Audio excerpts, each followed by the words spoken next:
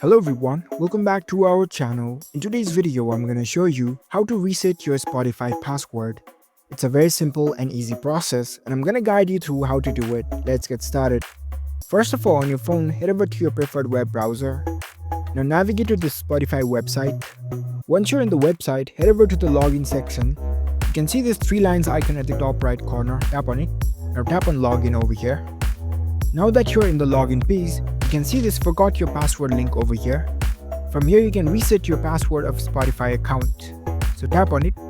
Now it will redirect you to the reset your password page. Here you need to enter your registered email address with your account and tap on send link. Now Spotify will send you the password reset link on your email. To check out your email inbox, open up the mail from Spotify. In the email, you can see this reset password option. Tap on it.